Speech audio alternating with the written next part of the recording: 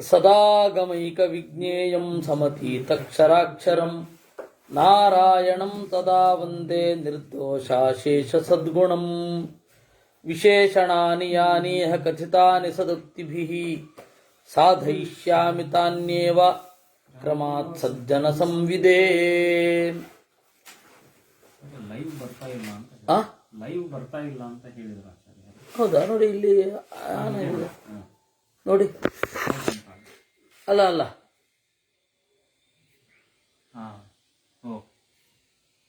ಬಂದ್ರಲ್ಲ, ಇವನು ಬಂದ, ಭೂಷಣ ಇದ್ದಾನೆ.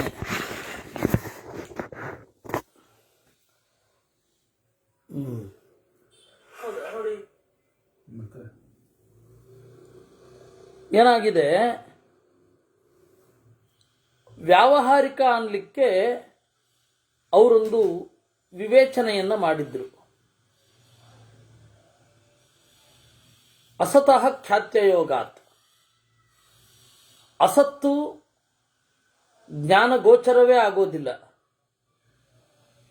ಸತ್ಯವಾದದ್ದು ಕೆಲವು ಸಮಯದ ನಂತರ ಅಯ್ಯೋ ರಾಮ ಇದಿದೆ ಅಂತ ಅಂದ್ಕೊಂಡಿದ್ದೆ, ಇರಲಿಲ್ಲ ಅಂತ ಅನ್ಸಲ್ಲ. ಇದನ್ನ ಸಂಸ್ಕೃತದಲ್ಲಿ ಬಾಧ ಬುದ್ಧಿ ವಿಷಯ ಅಂತ ಕರೀತಾರೆ. ಬಾಧ ಅಂದ್ರೇನು? ಹಿಂದಿನ ಜ್ಞಾನದ ಬಾಧೆ. ಹಿಂದಿನ ಜ್ಞಾನ ತಪ್ಪು ಅಂತ ತಿಳಿಯೋದಿಲ್ಲ ಸತ್ಯ ಆಗಿದ್ರೆ. ಜಗತ್ತು ತೋರತ್ತೆ, ಆದ್ದರಿಂದಾಗಿ ಅಸತ್ತನ್ಬೇಡಿ. ಹಾಗೆ ಬ್ರಹ್ಮ ಸಾಕ್ಷಾತ್ಕಾರ ಆದಮೇಲೆ ಈ ಜಗತ್ತು ಇದೆ ಅಂತ ಅನಿಸಲ್ಲ, ಅದರಿಂದಾಗಿ ಇದನ್ನ ಅಬಾಧ್ಯ ಎನ್ನದಿರಿ, ಸತ್ಯ ಎನ್ನದಿರಿ. ಹಾಗಾದ್ರೆ ಸತ್ತು ಅಲ್ಲ ಅಸತ್ತು ಅಲ್ಲ ಅಂತ. ಅದಕ್ಕೆ ಸರಸದ್ವೈಲಕ್ಷಣ್ಯ ಅಂತಂದಾಗ ಏನು ಹೇಳಿದ್ರಿ ನೀವು? ಅಸತ್ತು ಜ್ಞಾನಗೋಚರ ಅಲ್ಲ ಅಂದ್ರ, ಮತ್ತು ಅಸತ್ತನ್ನು ಹೆಂಗ್ ನಿರಾಕರಣೆ ಮಾಡಿದ್ರಿ ಅಂತ ಕೇಳಿದ್ರು ಆಚಾರ್ಯರು. ಅಸತ್ತನ್ನು ತಿಳ್ಕೊಂತಾನೆ ಅಸತ್ತನ್ನು ನಿರಾಕರಣೆ ಮಾಡಬೇಕು. ಅಸತ್ತನ್ನ ನಿರಾಕರಣೆ ಮಾಡುವಾಗ ಅಸತ್ತಿನ ಜ್ಞಾನ ಬರಲಿಲ್ಲ ಅಂದ್ರೆ ತಿಳಿಯದೇ ಇರೋದನ್ನು ನಿರಾಕರಣೆ ಮಾಡ್ತೇವೆ ಅನ್ನೋದೇ ಅಸಂಗತ. ಇಲ್ಲ, ತಿಳಿದು ನಿರಾಕರಣೆ ಮಾಡಿದ್ವಿ ಅಂದ್ರೆ ನಿಮ್ಮ ಲಕ್ಷಣ ಬಿದ್ದೋಯ್ತು. ನೋಡಿ, ಕಪ್ಪೆ ಚಿಪ್ಪಿನಲ್ಲಿ ತೋರುವ ಬೆಳ್ಳಿ ಮಿಥ್ಯಾ, ಆಲ್ಸೋ ನೋನ್ ಆಸ್ ಸದಸದ್ವಿಲಕ್ಷಣವಲ್ಲ. ಯಾಕೆ? ಅಸದೇವ ರಜತಂ ಪ್ರತ್ಯಭಾದಿತ್ಯನುಭವಾತ್. ಇಲ್ಲದ ಬೆಳ್ಳಿಯೇ ಚಿಪ್ಪಿನಲ್ಲಿ ಕಂಡಿತು ಎಂತೂ ಅನುಭವ ಬರುತ್ತದೆ. ಆದ್ದರಿಂದ ಭ್ರಮೆ ಎಂದರೇನು? ಅಸತ್ತು ಪ್ರಜ್ಞಾಗೋಚರ ಅಂತ. ನೀವು ಹೇಳಿ ಅಸತ್ತು ಪ್ರಜ್ಞಾಗೋಚರ ಅಲ್ಲ, ಗೋಚರ ಆಗ್ತಾ ಇದೆ ಅಂತ ಅಸದ್ವಿಲಕ್ಷಣ ಅಂತ ಸಮರ್ಥನೆ ಮಾಡ್ಲಿಕ್ಕೆ ಮಾತ್ರ ನೀವು ಹೇಳ್ತಾ ಇರೋದು. ಇಲ್ಲದ ಬೆಳ್ಳಿಯೇ ತೋರಿತು ಅಂತ ಅನುಭವಕ್ಕೆ ಬರುತ್ತೆ. ಆದ್ದರಿಂದ ಆಮೇಲೆ ಭ್ರಾಂತಿ ಎಂದರೇನು? ಇಲ್ಲದೆ ಇರೋದು ಇದೆ ಅಂತ ಕಾಣಿಸ್ಬೇಕು, ಇರೋದು ಕಾಣಿಸಬಾರದು. ಇದನ್ನೇ ಭ್ರಾಂತಿ ಅಂತ ಕರೆಯೋದಲ್ವೇ? ಅನಿರ್ವಚನೀಯ ಪರಮಾರ್ಥತ್ವಸ್ಯ ಅಸತಯೇವ ದೃಷ್ಟ್ಯಂಗೀಕಾರಾತ್. ಅನಿರ್ವಚನೀಯವಾದ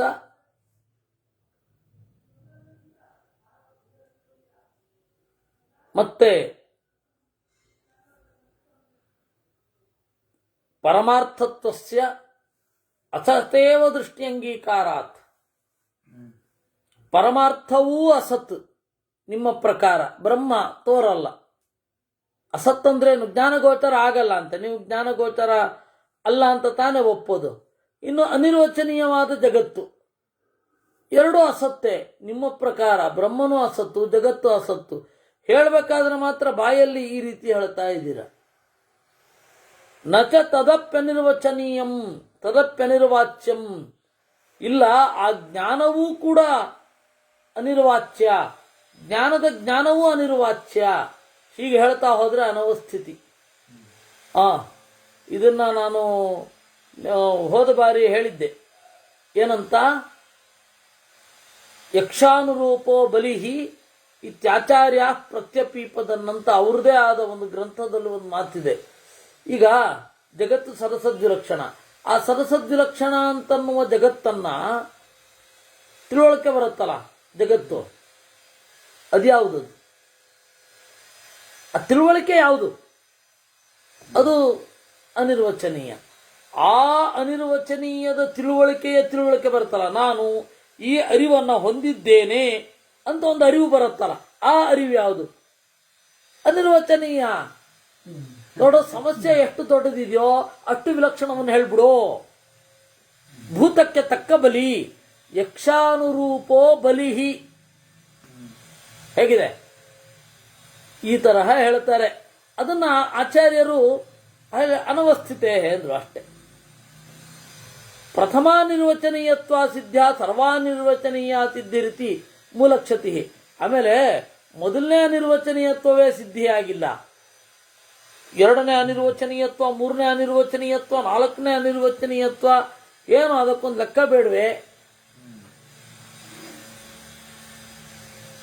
ಇನ್ನೂ ಒಂದು ಸಿಂಪಲ್ ನಾವು ಕೇಳೋದು, ಅನಿರ್ವಚನೀಯತ್ವೇತ ರಜತಸ್ಯ ಅನಿರ್ವಚನೀಯಮಿದಂ ರಜತಂ ಇತಿ ಬಾಧಕ ಜ್ಞಾನ ಉತ್ಪದ್ಯೇತ. ನಮ್ಮ ಜ್ಞಾನದ ಆಕಾರ ಹೇಗಿದೆ? ನಮ್ಮ ಜ್ಞಾನದ ಆಕಾರ ರಜತವು ಅನಿರ್ವಚನೀಯ ಅಂತ ಬೋಧ ಯಾರಿಗಾದ್ರೂ ಬಂದಿದೆಯಾ? ಅಸತ್ತಂತಾನೆ ಬೋಧ ಬಂದಿರೋದು. ಅಯ್ಯೋ, ಕಪ್ಪೆ ಚಿಪ್ಪಿನಲ್ಲಿ ಇಲ್ಲದ ಬೆಳ್ಳಿಯನ್ನ ಅಂದುಕೊಂಡ್ಬಿಟ್ಟಿದ್ದೆ ಅಂತ ಭ್ರಮೆ ಬರುತ್ತೆ ವಿನಃ, ಅಯ್ಯೋ ಅನಿರ್ವಚನೀಯ ಈ ರಜತ ಅಂತ ಯಾರಿಗಾದ್ರೂ ಭ್ರಾಂತಿ ಬರುತ್ತಾ? ಯಾವನಿಗೂ ಬರಲ್ಲ. ಮಿಥ್ಯಾ ಶಬ್ದಸ್ತು ಅಭಾವವಾಚಿ. ಆಮೇಲೆ ಮಿಥ್ಯಾ ಅನ್ನೋದೇನಿದೆ, ನೀವು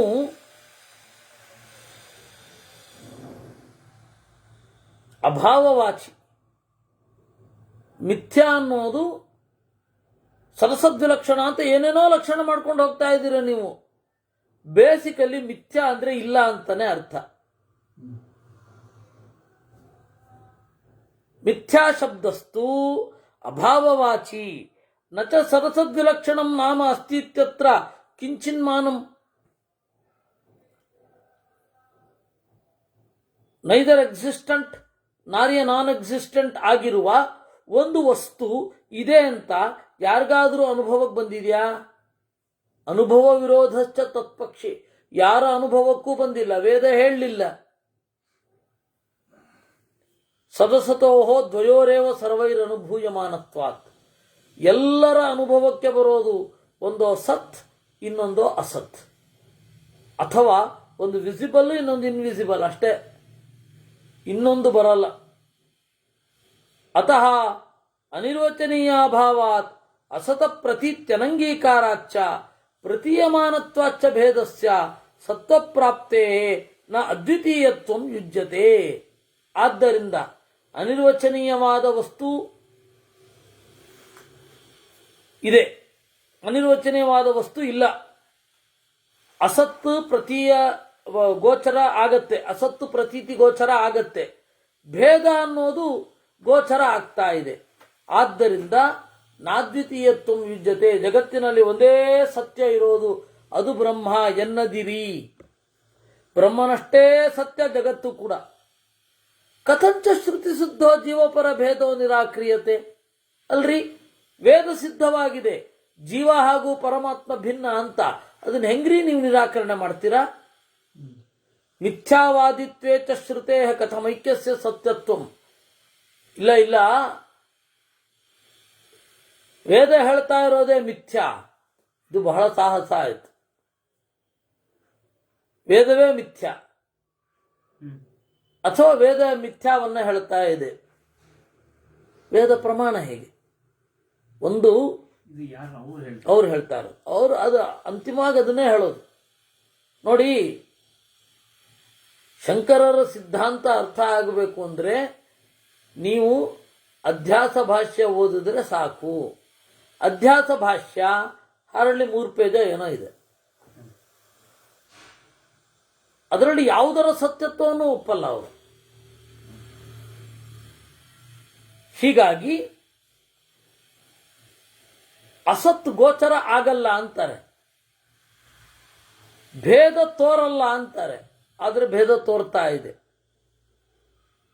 ಇನ್ನು ಬ್ರಹ್ಮನಿಗೆ ಏನು ಸತ್ಯತ್ವ ಇದೆಯೋ ಅದೇ ತರಹದ ಸತ್ಯತ್ವ ಜಗತ್ತಿಗೂ ಇರೋದು.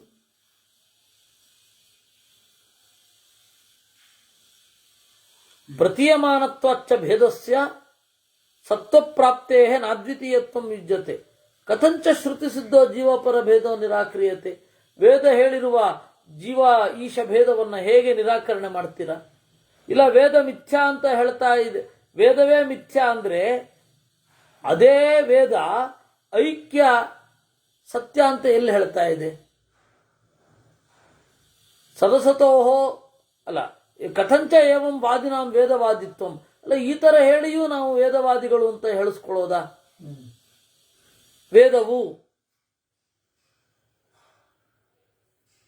ವೇದವು ಜೀವ ಹಾಗೂ ಪರಮಾತ್ಮರ ಅಭೇದವನ್ನು ಹೇಳ್ತಾ ಇದೆ. ವೇದವು ಪ್ರಮಾಣ ಅಲ್ಲ ಒಂದು ಹಂತಕ್ಕೆ. ನೀವು ವೇದವಾದಿಗಳಾಗಿ ಹೋಗ್ತೀರಾ ಅಲ್ವಾ? ವೇದೋಕ್ತಸ್ಯ ಮಿಥ್ಯಾತ್ವಾಂಗೀಕಾರಾದೇವ ಹಿ ಅವೇದವಾದಿತ್ವಂ ಬೌದ್ಧಾನಾಮಪಿ. ಬೌದ್ಧರಿಗೂ ನಿಮಗೂ ಏನು ಡಿಫ್ರೆನ್ಸು? ಅವ್ರು ವೇದ ಪ್ರಮಾಣ ಅಲ್ಲ ಅಂತಾರೆ, ನೀವು ವೇದ ಪ್ರಮಾಣ ಆದರೆ ಅದು ಸತ್ಯ ಹೇಳಲ್ಲ ಅಂತೀರ. ಏನು ಡಿಫ್ರೆನ್ಸ್ ಅಪ್ಪ ಎರಡಕ್ಕೂ? ಅಥೋ ವಿಷ್ಣು ಸರ್ವೋತ್ತಮತ್ವ ಏವ ಮಹಾತಾತ್ಪರ್ಯಂ ಸರ್ವಾಗಮಾನಾಂ. ಆದ್ದರಿಂದ ವಿಷ್ಣುವಿನ ಸರ್ವೋತ್ತಮತ್ವವನ್ನು ಹೇಳುವುದರಲ್ಲಿಯೇ ವೇದಕ್ಕೆ ತಾತ್ಪರ್ಯ. ಕಥಂಚ ಜೀವ ಪರಮಾತ್ಮೈಕ್ಯೆ ಸರ್ವಶ್ರುತೀನಾಂ ತಾತ್ಪರ್ಯಂ ಯುಜ್ಯತೆ ಸರ್ವ ಪ್ರಮಾಣ ವಿರುದ್ಧತ್ವಾತ್. ಜೀವ ಹಾಗೂ ಪರಮಾತ್ಮ ಒಂದೇ ಅಂತ ಎಲ್ಲ ವೇದಗಳು ಅದನ್ನೇ ಹೇಳ್ತವೆ ಅಂತ ಹೆಂಗ್ರಿ ಹೇಳ್ತೀರಾ? ಸರ್ವ ಪ್ರಮಾಣ ವಿರೋಧ ಬರಲ್ವೇ? ತಥಾ ಹಿ ಅನುಭವ ವಿರೋಧ. ನಹಿ ಅಹಂ ಸರ್ವಜ್ಞ ಸರ್ವೇಶ್ವರ ನಿರ್ದುಃಖ ನಿರ್ದೋಷ ಇತಿ ವಾ ಕಸ್ಯಚಿದ್ ಅನುಭವ. ನಿಮ್ಮನ್ನು ಕೇಳ್ಕೊಳ್ಳಿ ನೀವು, ನಾನು ಸರ್ವಜ್ಞ ಸರ್ವೇಶ್ವರ ನಿರ್ದುಃಖ ನಿರ್ದೋಷ ಅಂತ ಯಾರಿಗಾದ್ರೂ ಅನುಭವಕ್ಕೆ ಬರುತ್ತಾ? ಎಲ್ಲರಿಗೂ ನಾನು ಅಲ್ಪ ಅಂತಾನೆ ಬೋಧ ಬರೋದು, ಸರ್ವಶಕ್ತ ಅಲ್ಲ ಅಂತಾನೆ ಬೋಧ ಬರೋದು. ಹಾಗಾದ್ರೆ ವೇದ ಹೇಳ್ತಾ ಇರುವ ಸರ್ವಜ್ಞ ಸರ್ವಶಕ್ತ ನಾನಂತೂ ಅಲ್ಲ, ಬೇರೆ ಯಾರೋ ಆಗಿರಬೇಕು. ಅವನು ಯಾರು? ದೇವರು. ಅಸ್ತಿಚ ತದ್ವಿಪರ್ಯಯೇಣ ಅನುಭವ. ಸರ್ವಜ್ಞತ್ವಕ್ಕೆ ವಿರುದ್ಧವಾದ, ಸರ್ವಶಕ್ತಿಗೆ ವಿರುದ್ಧವಾದ ಗುಣಗಳ ಅನುಭವ. ನಚ ಮಿಥ್ಯಾನುಭವೋಯಂ ತದ್ವಿಪರೀತ ಪ್ರಮಾಣಾಭಾವಾತ್. ಇಲ್ಲ ಇಲ್ಲ, ಜೀವ ಅವನಿಗೇನು ಅನುಭವಕ್ಕೆ ಬರ್ತಾ ಇದೆಯಲ್ಲ, ಜೀವ ಹಾಗೂ ಪರಮಾತ್ಮ ಭಿನ್ನ ಅನ್ನುವ ಅನುಭವವೇ ಸುಳ್ಳು ಅಂದ್ರೆ ಆ ಅನುಭವ ಸುಳ್ಳು ಅಂತ ಹೇಳುವ ಪ್ರಮಾಣ ಅನುಭವ ಯಾವುದು? ಅದಕ್ಕೇನು ಪ್ರಮಾಣ? ನಚ ಅಭೇದೇ ಕಶ್ಚಿದಾಗಮಃ. ಯಾವ ವೇದವೂ ಕೂಡ ಅಭೇದವನ್ನ ಹೇಳಲ್ಲ. ಸಂತಿಚ ಭೇದೇ ಸರ್ವಾಗಮಃ. ಭೇದದಲ್ಲಿ ಎಲ್ಲ ಆಗಮಗಳೂ ಇವೆ. ತಥಾಹಿ ಅತತ್ವಮಸಿ ಇತಿ ನವಕೃತ್ವ ಉಪದೇಶ ಸದೃಷ್ಟಾಂತಕಃ. ಛಂದೋಗೋಪನಿಷತ್ತಿನಲ್ಲಿ ಇದು ಈ ಸೊಗಸಾದ ಕಥೆ. ಅದರಲ್ಲಿ 9 ಬಾರಿ ಅತತ್ವಮಸಿ ಶ್ವೇತಕೇತೋ ಅಂತಾನೆ ಬರೋದು. ನಚಾಯಂ ಅಭೇದೋಪದೇಶ. ಇದು ಅಭೇದೋಪದೇಶ ಅಲ್ಲ. ನೋಡಿ, ಮೊದಲನೇ ದೃಷ್ಟಾಂತವನ್ನು ನೋಡೋಣ. ಸಯಥಾ ಶಕುನಿ ಸೂತ್ರೇಣ ಪ್ರಬದ್ಧ ಸನ್ಮೂಲಾ ಸೌಮ್ಯೇಮಾ ಪ್ರಜಾ ಸರ್ವಾ ಸದಾಯತನಾ ಸತ್ಪ್ರತಿಷ್ಠಾ ಅಂತ ಹೇಳಿ ಉಪನಿಷತ್ತು. ಅವನು ತಂದೆ ಮಗನನ್ನು ತಿದ್ದಬೇಕಾಯ್ತು. ಕಾರಣ ಏನು ಅಂದರೆ, ಮಗ 12 ವರ್ಷ ಓದಿ ನಾನು ದೇವೋವಾ ಕೇಶವಾಂಚೋವಾ, ನಾನು ಒಂದೋ ದೇವತೆ ಇರಬೇಕು, ಒಂದೋ ನಾರಾಯಣನ ಅನುಗ್ರಹ ಇರಬೇಕು, ನೈಷಾ ಪ್ರಜ್ಞಾ ಅನ್ಯಥಾ ಭವೇತ್, ಇಲ್ಲಾಂದ್ರೆ ಈ ತರದ ಪ್ರಜ್ಞೆ ಬರ್ತಿರ್ಲಿಲ್ಲ ಅಂತ ಅನ್ಕೊಂಡ್ಬಿಟ್ಟಿದ್ದಂತೆ. ಅವನ ಅಹಂಕಾರವನ್ನು ತಗ್ಗಿಸ್ಲಿಕ್ಕಾಗಿ ಉದ್ದಾಲಕರು ಕೇಳಿದ್ರು, ಏನಪ್ಪ ಉತ ತಮಾದೇಶಂ ಅಪ್ರಾಕ್ಷ್ಯ ಏನ ಅಶ್ರುತಂ ಶ್ರುತಂ ಭವತಿ ಏನ ಅಮತಂ ಮತಂ ಭವತಿ ಏನ ಅವಿಜ್ಞಾತಂ ವಿಜ್ಞಾತಂ ಭವತಿ. ಏನಪ್ಪ ಆ ಥರದ್ದೊಂದು ತತ್ವದ ಬಗ್ಗೆ ಕೇಳಿದ್ಯಾ? ಯಾವುದನ್ನು ತಿಳ್ಕೊಂಡ್ರೆ ತಿಳಿದೇ ಇರೋದರ ಅನುಭವವೂ ಆಗುತ್ತೋ, ಯಾವುದನ್ನು ಕೇಳಿದ್ರೆ ಕೇಳದೇ ಇದ್ದಿದ್ದರ ಪ್ರಯೋಜನವೂ ಸಿಗತ್ತೋ, ಯಾವುದನ್ನು ತಿಳಿದುಕೊಂಡ್ರೆ ವಿಶೇಷವಾಗಿ ತಿಳಿದುಕೊಳ್ಳದ ಬೇರೆಯ ವಸ್ತುವಿನ ಜ್ಞಾನದ ಫಲವೂ ಸಿಗತ್ತೋ ಅದೊಂದನ್ನು ಕೇಳಿದ್ಯಾ? ಹೌದಾ, ಹಾಗೊಂದು ವಿಚಾರವೇ ಇಲ್ಲ ಅಂದ್ಬಿಟ್ಟ ಅವನು. ಯಾಕಂದ್ರೆ ನನಗೆ ಹೇಳಲಿಲ್ವಲ್ಲ, ನನಗೆ ಹೇಳಲಿಲ್ಲ ಅದನ್ನಾಗಿಲ್ಲ ಅಂದ್ರೆ ಇಲ್ಲ ಇಲ್ಲ ಇದೆ, ಹಾಗಾದ್ರೆ ನೀವೇ ಹೇಳಿ. ಆಗ ಅವ್ರೇನು ಮಾಡಿದ್ರು, 9 ದೃಷ್ಟಾಂತಗಳನ್ನು ಹೇಳಿ ಕಡೆಗೆ ನೀನಲ್ಲ, ನೀನವನಲ್ಲ, ನೀ ಅತತ್ವಮಸಿ ಶ್ವೇತಕೇತು, ತತ್ವಮಸಿ ನೀನವನೋ ಅಂತ. ಅದರಲ್ಲಿ ಮೊದಲನೇ ದೃಷ್ಟಾಂತ ಸಯಥಾ ಶಕುನಿ ಸೂತ್ರೇಣ ಪ್ರಬದ್ಧ. ಹೇಗೆ ಒಂದು ಕಾಲಿಗೆ ದೊಡ್ಡ ಹಗ್ಗವನ್ನು ಕಟ್ಬಿಟ್ಟಿರ್ತೀವಿ, ಯಾವುದಕ್ಕೆ? ಗಿಳಿಗೆ. ಅದೇನು ಮಾಡತ್ತೆ? ದಿಶಂ ದಿಶಂ ಪತಿತ್ವ ಅನ್ಯತ್ರ ಆಯತನಮಲಬ್ಧ್ವ ಬಂಧನಮೇವ ಉಪಾಶ್ರಯತೆ. ಸಂಸ್ಕೃತ ನೋಡ್ರಿ ಹೇಗಿದೆ. ಸಯಥಾ ಶಕುನಿ ದಿಶಂ ದಿಶಂ ಪತಿತ್ವ. ಆ ಹಕ್ಕಿ ಒಂದು ದಿಕ್ಕುಗಳಿಗೆ ಹೋಗಿ ಸಾಕಾಗಿ ಅನ್ಯತ್ರ ಆಯತನ ಮಲಬ್ಧ್ವ ಬೇರೆ ಕಡೆ ಆಸರೆ ಸಿಗದೆ ಬಂಧನಮೇವ ಉಪಾಶ್ರಯತೆ. ತದ್ವದೇವ ಸನ್ಮೂಲಾ ಸೌಮ್ಯೇಮ ಪ್ರಜಾ ಸದಾಯತನಾ ಸತ್ಪ್ರತಿಷ್ಠಾ. ಅದೇ ರೀತಿ ಈ ಜೀವರೆಲ್ಲರೂ ಕೂಡ ಎಲ್ಲಿಗೆ ಹೋಗ್ಲಿಕ್ಕಾಗತ್ತೆ ದೇವರಿಂದ ತಪ್ಪಿಸ್ಕೊಂಡು? ಸನ್ಮೂಲಾಹ, ದೇವರೇ ಕಾರಣ, ದೇವರೇ ಆಯತನ, ದೇವರಲ್ಲಿಯೇ ಎಲ್ಲ ನೆಲೆಗೊಂಡಿದ್ದಾರೆ. ಈಗ ಹೇಳು, ಸ ಆತ್ಮ ತತ್ವಮಸಿ ಶ್ವೇತಕೇತೋ, ಅವನು ನೀನೋ ಅಂತ ಪ್ರಶ್ನೆ ಆಗತ್ತವಾಗ. ಯಾಕೆಂದ್ರೆ ಶ್ವೇತಕೇತುರ ಅಹಂಕಾರ ಪ್ರಾಯಶೋ ನಾಸ್ಮಿ ಮಾನುಷಃ ಅಂತ ಬಂದಿದ್ದಲ್ವಾ, ಪ್ರಾಯ ನಾನು ಮನುಷ್ಯ ಅಲ್ಲ ಅಂತ. ಅವನಿಗೆ ಅಹಂಕಾರ ಕಡಿಮೆ ಮಾಡ್ಬೇಕಾದ್ರೆ, ಇಲ್ಲಪ್ಪ ನಿನಗಿಂತ ಮೇಲಾದವನಿದ್ದಾನೆ ಅಂತ ಹೇಳ್ಬೇಕಾ?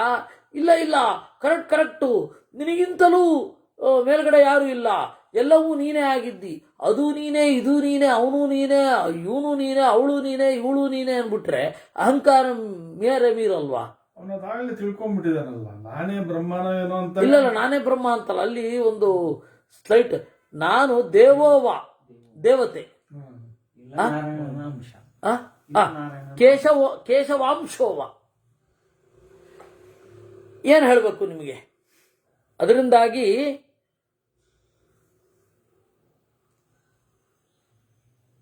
ತತ್ವಮಸಿ ಶ್ವೇತಕೇತೋ ನೀನವನು. ಇನ್ನು ಎರಡನೆಯದ್ದು, ಅದರಲ್ಲಿ ಪೂರ್ತಿ ಕೊಟ್ಟಿಲ್ಲ. ನಾನಾ ವೃಕ್ಷರಸ. ಒಂದು ದುಂಬಿ ಹಲವಾರು ಕಡೆ ಹೋಗಿ, ಆ ತರಹದ ಹಲವಾರು ದುಂಬಿಗಳು ಹಲವಾರು ಕಡೆ ಹೋಗಿ ಒಂದು ಜೇನನ್ನು ತಗೊಂಡು ಬರ್ತವೆ, ಬನಿ. ಆ ಬನಿಯನ್ನ ಹೊರಗಡೆ ಕಕ್ತವೆ. ಆಯ್ತಾ? ಬೇರೆ ಬೇರೆ ಬೇರೆ ಬೇರೆ ರಸದಿಂದ ಬಂದದ್ದು, ಬೇರೆ ಬೇರೆ ಬೇರೆ ಬೇರೆ ರಸ. ಅದು ಯಾವುದು ಒಂದಲ್ಲ. ಆ ರಸಗಳಿಗೆ ಗೊತ್ತಾ? ತೇ ಯಥಾ ತತ್ರ ನ ವಿವೇಕಂ ಲಭಂತೆ ಅಮುಷ್ಯಾಹಂ ವೃಕ್ಷಸ್ಯ ರಸಃ ಅಮುಷ್ಯಾಹಂ ವೃಕ್ಷಸ್ಯ ರಸಃ. ಆ ಜೇನಿಗೆ ಗೊತ್ತಾ, ನಾನು ಈ ವೃಕ್ಷದ ಮೂಲ, ನಾನು ಈ ವೃಕ್ಷದಿಂದ ಬಂದದ್ದು, ಈ ಅರಣ್ಯದ ಇಂತಹ ಸರ್ವೆ ನಂಬರಿನ ಜಾಗದಲ್ಲಿರುವ ಈ ಸಂಖ್ಯೆಯ ಗಿಡದಲ್ಲಿರುವ ಈ ಹೂವಿನ, ಈ ನಂಬರ್ನ ಹೂವಿನ ಬನಿಯಿಂದ ಬಂದದ್ದು ಅಂತ ಅದಕ್ಕೇನಾದ್ರು ಗೊತ್ತಿರತ್ತಾ? ಅಲ್ವಾ? ಅಮುಷ್ಯಾಹಂ ವೃಕ್ಷಸ್ಯ ರಸಃ ಅಮುಷ್ಯಾಹಂ ವೃಕ್ಷಸ್ಯ ರಸಃ ಅಸ್ಮೀತ್ಯೇವಮೇವ ಖಲು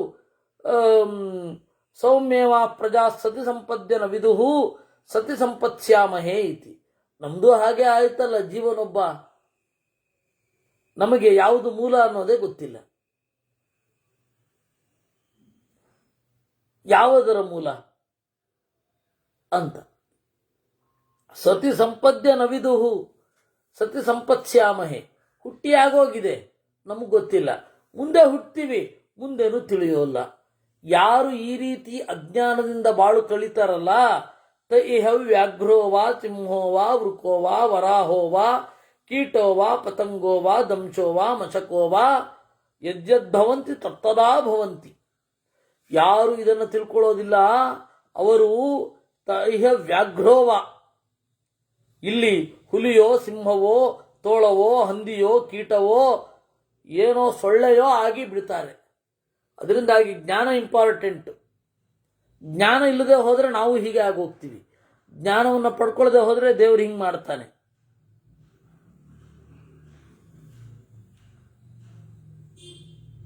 ಈಗ ಹೇಳು, ಸ ಆತ್ಮ ತತ್ವಮಸಿ, ಎಲ್ಲರಿಂದ ಆರಾಧ್ಯನಾದವನವನು.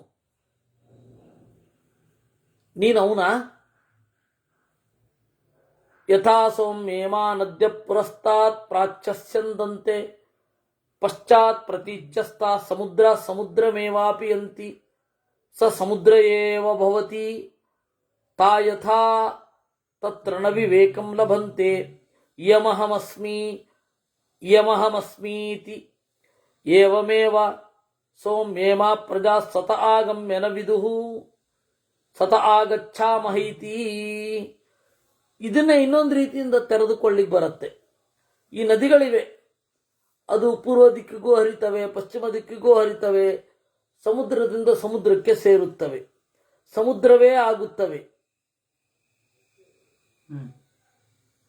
ಅಲ್ಲಿ ನಮಗೇನಾದರೂ ಗೊತ್ತಾ ಯಾವ ನದಿಯ ನೀರು ಕಡಲಿನ ಯಾವ ಭಾಗದಲ್ಲಿದೆ ಅಂತ? ಈ ನದಿ ಕಡಲಿನ ಈ ಭಾಗದಲ್ಲಿದೆ, ಈ ನದಿ ಕಡಲಿನ ಈ ಭಾಗದಲ್ಲಿದೆ, ಯಾರಿಗಾದ್ರೂ ಆಗತ್ತಾ? ನೋಡಿ, ಸೌಮ್ಯ, ಓ ಚಲುವನೇ, ಯಥಾ ಇಮಾ ನದ್ಯ, ಈ ನದಿಗಳು ಪುರಸ್ತಾತ್ ಪ್ರಾಚ್ಛಸ್ಯಂದಂತೆ, ಪಶ್ಚಿಮದಿಂದ ಪೂರ್ವಕ್ಕೆ, ಪೂರ್ವದಿಂದ ಪಶ್ಚಿಮಕ್ಕೆ, ಎಲ್ಲ ಕಡೆಗೆ ಸಮುದ್ರಾತ್ ಸಮುದ್ರಮೇವ ಅಪಿಯಂತಿ, ಸಮುದ್ರದಿಂದ ಸಮುದ್ರಕ್ಕೆ ಹೋಗಿ ಸೇರುತ್ತವೆ. ಸ ಸಮುದ್ರೇ ಏವ ಭವತಿ, ಸಮುದ್ರದ ಒಳಗಡೆಯೇ ಇರುತ್ತವೆ. ತಾ ಯಥಾ ತತ್ರ ನ ವಿವೇಕಂ ಲಭಂತೆ, ಅವುಗಳಿಗೆ ಗೊತ್ತಿಲ್ಲ ನಾನು ಈ ನದಿ ಈ ನದಿ ಅಂತ ಗೊತ್ತಾ? ಇವುಗಳಿಗೂ ಹೋಗಿ ದೇವತೆಗಳಿಗೂ ಗೊತ್ತಿಲ್ಲ. ನಮ್ಮ ಸುಪರ್ದಿಗೆ ಬರುವ ನೀರಿಷ್ಟು, ನಮಗೆ ಸ್ಯಾಂಕ್ಷನ್ಡ್ ಆದ ನೀರಿಷ್ಟು ಅಂತ ಅವ್ರಿಗೂ ಗೊತ್ತಿರಲ್ಲ. ಒಬ್ಬನಿಗೆ ಗೊತ್ತಿರತ್ತೆ, ಒಬ್ಬನಿಗೆ ಗೊತ್ತಿದೆ, ಮುಖ್ಯ ಪ್ರಾಣನಿಗೆ ಬಿಟ್ರೆ ನದ್ಯಾಭಿಮಾನಿ ದೇವತೆಗಳಿಗೂ ಗೊತ್ತಿಲ್ಲ.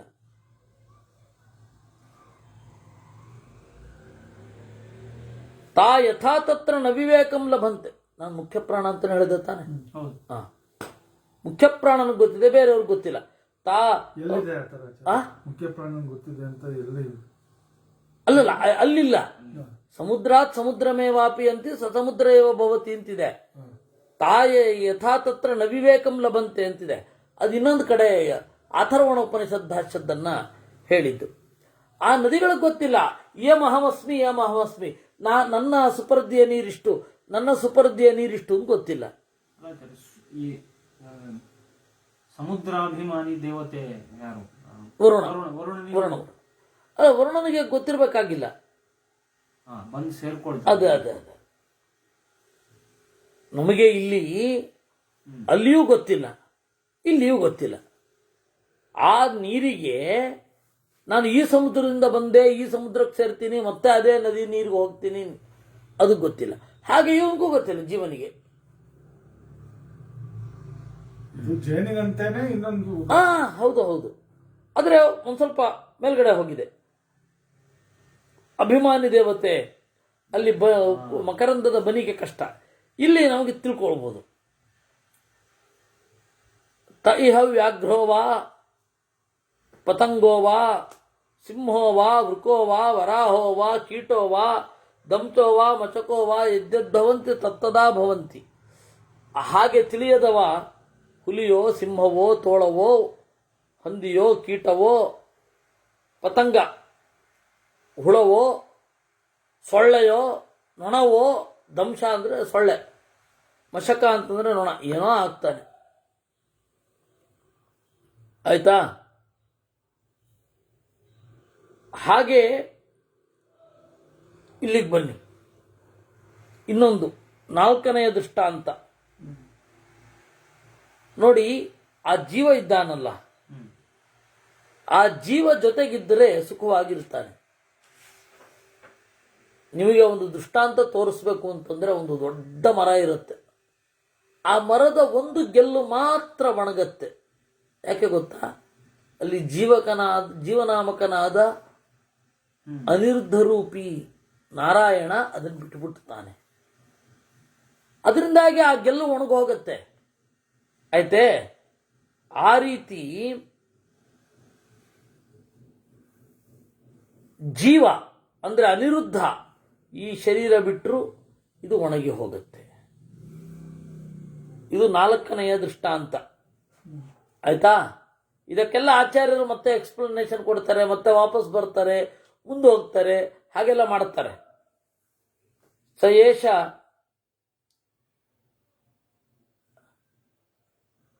ನೆಗ್ರೋಧ ಫಲಮತ ಆಹಾರ ಇತಿ. ನೆಗ್ರೋಧ ಫಲವನ್ನು ತಗೊಂಡ್ಬಾರೋ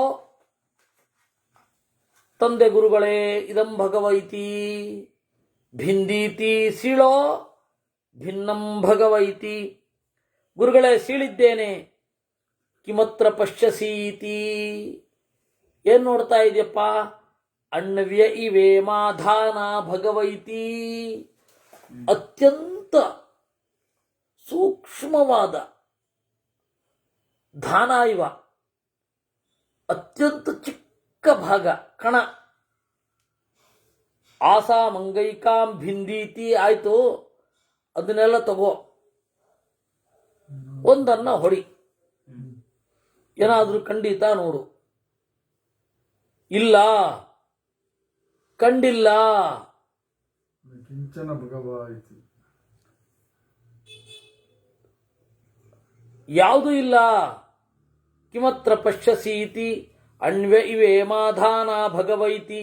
ಆಸಾಂ ಅಂಗೈಕಾಂ ಭಿಂದೀತಿ ಭಿನ್ನಾ ಭಗವೈತಿ.